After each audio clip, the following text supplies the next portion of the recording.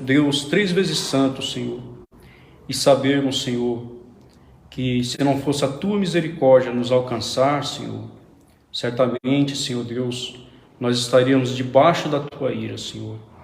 Mas, Pai Celeste, graças a nós te damos pela obra maravilhosa que Tu fez, Senhor, desde a fundação do mundo, Senhor. E esta obra nos alcançou, Senhor Deus, alcançou o nosso entendimento, nos regenerou em Cristo.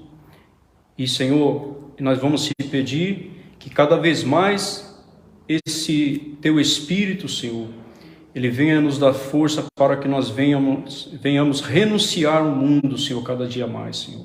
Renunciar, Senhor, o nosso eu, renunciar, Senhor, as nossas paixões, renunciar, Senhor, as obras da carne, Senhor. E que nós venhamos, Senhor Deus, humildemente ouvir a Tua voz, Senhor, e observando a Tua palavra, procurar andar, Senhor, na santidade, Senhor. Observando os Teus ensinamentos, para que o Teu Evangelho resplandeça nas nossas vidas. Graças te damos por tudo, te pedimos as Tuas bênçãos, Senhor, na explanação desta palavra nesta noite, e ajuda, Senhor Deus, para que nós possamos, Senhor, fielmente fazer a Tua vontade, Pai Celeste. Assim te damos graça por tudo, em nome de Jesus Cristo, Teu Filho, que está à Tua destra para sempre. Amém. Irmãos, vamos ler. Quando, porém, ao que me separou antes de eu nascer e me chamou pela sua graça, aprove revelar seu Filho em mim, para que eu o pregasse entre os gentios.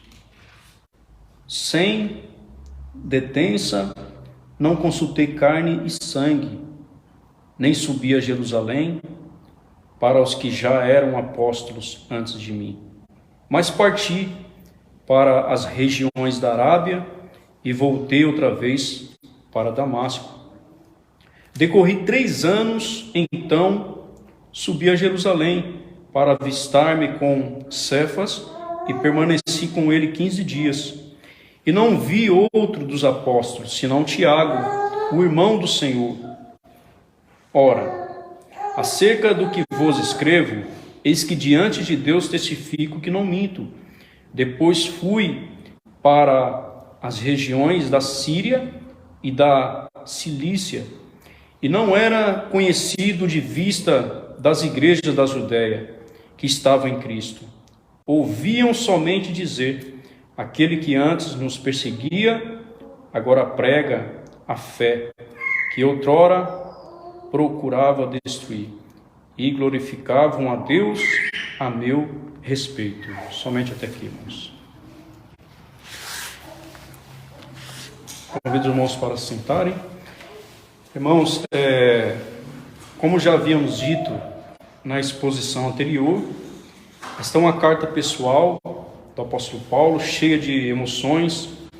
No texto anterior, Paulo fala da origem do seu evangelho, de seu erro no passado, da sua eleição e da sua independência. Defende seu apostolado, corrigiu a igreja que praticava o pecado da apostasia e combateu os falsos mestres que inverteram a ordem do evangelho. Então, nós vamos ver a seguir a defesa de Paulo e a sua independência. Gálatas 1,15, mas quando aprove Deus, que desde o ventre da minha mãe me separou e me chamou. Pela sua graça, a doutrina da eleição é uma das mais complexas de toda a Bíblia. Quando a Bíblia fala da eleição, o que se tem em vista é a graça de Deus. O ato de salvação do homem é a obra do Senhor. É iniciativa de Deus, é graça a eleição. Assim sendo, todas as vezes que lemos a palavra eleição, ou outra palavra equivalente à mesma em nossas Bíblias, deveríamos agradecer e bendizer o nome do Senhor, porque isso diz respeito ao seu caráter, ao seu amor pelos seus eleitos.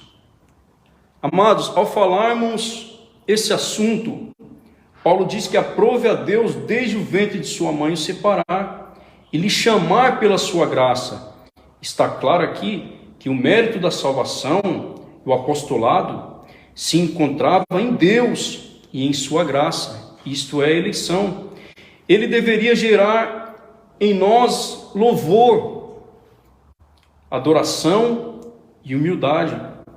Mas ela tem gerado dúvidas sobre o caráter de Deus, e isto porque aqueles que a têm apresentado têm feito de forma equivocada. Mas quando feita com humildade, nos coloca, nos molda na conformidade do ensino da palavra de Deus. A independência, em Gálatas 1, 16, 24, revelar seu filho em mim, para que o pregasse entre os gentios. Sabemos que Paulo foi o apóstolo dos gentios, irmãos, porque o Senhor separou Paulo para esse ministério. Então ele disse: não consultei a carne, nem o sangue, nem tornei a Jerusalém a ter com os que já antes de mim eram apóstolos, mas parti para a Arábia e voltei outra vez a Damasco.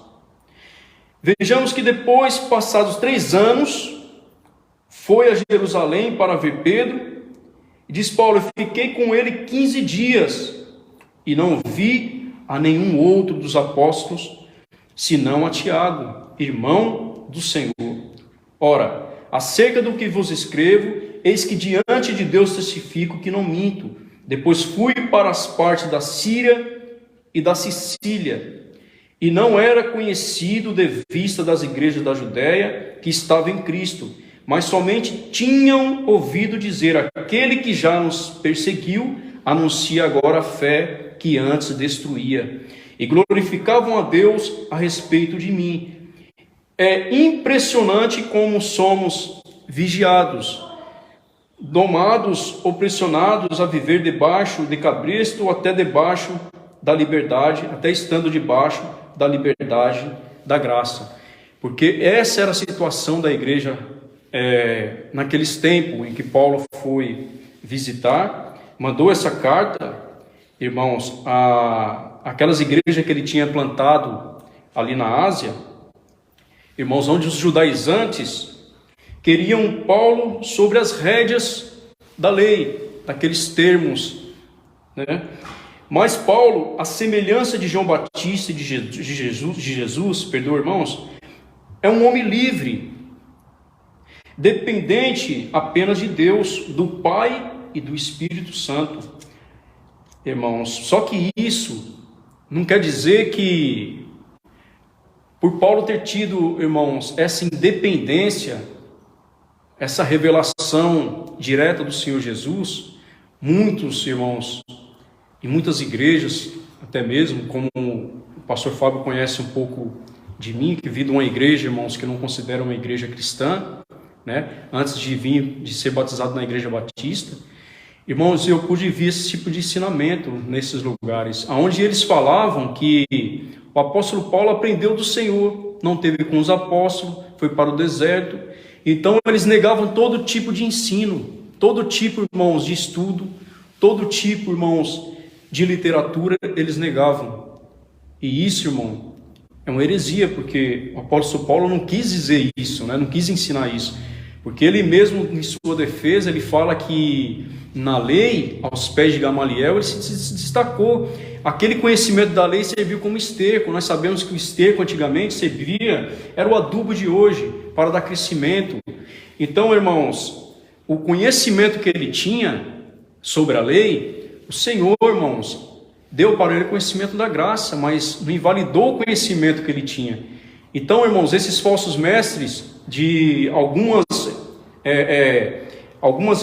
não digo religiões, de algumas igrejas que existem, proíbem o estudo da Sagrada Escritura, irmãos. Que sem a palavra de Deus, sem o ensino da palavra, irmãos, como nós podemos caminhar, não é verdade? Então, amados, os judaizantes queriam Paulo sobre as rédeas, mas Paulo, ele falou aqui sobre a sua independência, né? E nos mostra que Ao nós tomamos coisas ou nos tomamos coisificados se ficarmos sobre as rédeas. Jesus não se intimidou quando os líderes religiosos de seus dias interrogavam, perguntando-lhe com que autoridade ele estava operando milagres e ensinando, em Mateus 21, 23. Com João Batista não foi diferente ao ser interrogado pelos sacerdotes e levitas de Jerusalém. Eles queriam saber quem ele era e por que ele batizava, em João 1, 19 e 25. O mesmo aconteceu com Paulo, irmãos. Ele foi atacado pelos judaizantes, os quais o acusavam de não ter autoridade para o apostolado, o ensino e a pregação. Paulo deixa claro que seu propósito de aprender, que seu ensino e o seu ministério apostólico provinha de Deus. Ele não consultou homens algum com o propósito de aprender o significado do Evangelho. Ele não foi a Jerusalém para consultar os apóstolos e pedir permissão para pregar e ensinar. Ele foi à Arábia e depois voltou para Damasco. Então vejamos que não sabemos o propósito de Paulo ir à Arábia. Ele não nos informa claramente. Alguns dizem que ele em espírito aprendia com o Senhor no deserto. Outros que ele foi pregar na Arábia. Outros já dizem que ele foi meditar e orar, refletir sobre seu encontro com Jesus antes de começar o seu ministério. Bem, sobre isso não temos dados que nos permitam afirmar categoricamente, mas o que está claro nesse texto de Paulo aos Gálatas é a sua independência. Isso não significa que Paulo não anelasse a comunhão ou cooperação com os demais irmãos. O ponto aqui não era esse. Aliás, Paulo, quando esteve em Jerusalém, encontrou-se com Pedro e Tiago. Mas, ao mencioná-lo no texto indicado, em Gálatas 1, 18 e 19, ele o faz apenas para indicar que não se reuniu com o colégio de apóstolos.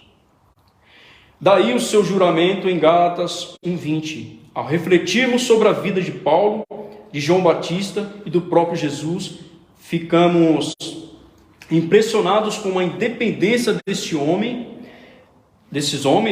em relação aos líderes religiosos de seus dias. Os apóstolos criam na unidade no meio da diversidade, tinham a coragem de ser, pregavam e ensinavam aquilo que acreditavam porque tinham sido revelado a eles, e não simplesmente aquilo que os outros diziam que eles deveriam crer, pregar e ensinar. E isso era a obra do Espírito Santo neles. Podemos ver isso em Atos dos Apóstolos, com grande obra o Senhor fez, com cada um deles, até mesmo ali em 2 de Atos, a descida do Espírito Santo, Tem também essa passagem de Paulo, quando ele, irmãos, no caminho de Damasco, indo perseguir os cristãos, e aonde o Senhor apareceu para ele, na verdade, um homem temido entre os cristãos, na verdade. Então ele viu um clarão e uma voz que dizia: Paulo, Paulo, a quem tu persegues? Dura coisa é tu recalcitar contra os aguilhões, que eram os cristãos. Irmãos, então ele cita, quando tivermos oportunidade de lermos e vermos, observar em Atos dos Apóstolos, os irmãos vão ver que grande obra o Senhor fez, irmãos. Essa foi a vocação do apóstolo Paulo. Irmãos, ele fez a sua defesa do seu apostolado, porque os judaizantes negavam a todo custo. A doutrina que Paulo pregava, irmãos, era, irmãos, de fato do Senhor. Ele não se reuniu com os apóstolos, ele não, irmão, teve uma instrução com eles, mas, irmãos, lá no deserto, depois ele foi a Damasco, irmãos, já com a instrução, depois de 3 anos, irmãos, com esse glorioso ensinamento do Evangelho para os gentios, tal como nós conhecemos, irmãos, do nosso Senhor Jesus. Amados, com essa lição chegamos ao final do primeiro capítulo da epístola do apóstolo Paulo aos Gálatas. A nota final desse capítulo é que Deus era glorificado nessa ocasião por causa da vida de Paulo. Que informação consoladora! Como seria bom ver o nome de Deus glorificado por causa de nós, por causa de cada um de nós, irmãos, através, irmão, do Evangelho do Senhor. Assim sendo, o que nos resta é a nossa consciência diante de Deus. O árbitro da nossa consciência não deve ser nenhum homem ou instituição, sob pena de nos transformarmos em sal insípido. O árbitro de nossa consciência é a sã palavra de Deus. A epístola de João vai nos dizer que, se andarmos nela e praticarmos o amor, seremos chamados filhos de Deus. Irmãos, então devemos tomar cuidado, porque há muitas denominações e muitas pessoas anunciando o Evangelho. Precisamos, mais do que nunca, tomar o cuidado de examinar as Escrituras para não acabar caindo em uma armadilha do diabo. É nossa obrigação investir tempo em oração, no exame da Palavra de Deus, participar de estudos, visto que a salvação é individual, cada um dará conta de si mesmo. Não poderemos argumentar que fomos enganados, se tivermos, irmãos, se nós tivermos oportunidade de conhecer, irmãos, a palavra de Deus através de homens que o Senhor colocou, irmãos, para nos ensinar. Há também, irmãos, muito modismo, distorção da liturgia de cultos, irmãos, atrações por aí nas igrejas, promessas, falsas promessas. Eles realmente distorceram o Evangelho. Muitos se apegam a algumas passagens do Antigo Testamento para inovar, desenvolver certos rituais para aprimorar a máquina de fazer membros e chamar a atenção do povo. Precisamos de uma nova reforma, uma mudança. Eu imagino Pedro e João chegando diante do coxo na porta Formosa, anunciando ao coxo para participar de um culto de libertação, ou fazer um voto de 7 quinta-feiras para receber um milagre. Irmãos, Pedro preso e a igreja fazendo, imagine só, uma corrente de oração forte para a liberdade do apóstolo na prisão. Não tem condição, irmãos. Quem sabe o próprio Cristo, então, enviando os seus discípulos para instruir um culto de vitória para, após 7 semanas, conceder libertação aos cativos e aos enfermos. Não tem isso, né, irmãos? Então a palavra de Deus é bem clara, a vontade do Senhor, a liturgia, irmãos, tudo está, irmãos, contido na sã palavra de Deus. Irmãos, a fé está a 1 bilhão de distância, irmãos, da superstição. Não combina com superstição. A verdadeira fé, ela não é supersticiosa. Ela é uma fé, irmãos, cognitiva. Uma fé inspirada pelo Espírito Santo, irmãos, ensinada pela palavra de Deus.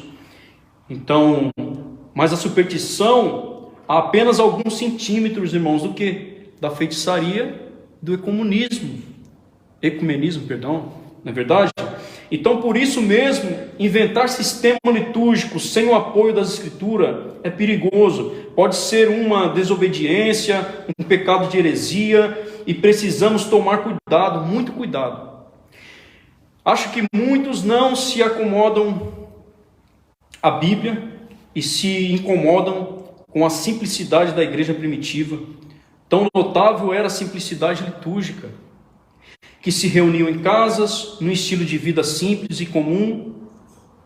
Amados, disse Jesus, vamos concluir que, mas em vão me adoram, ensinando doutrinas que são preceitos de homens. Mateus 15, 9.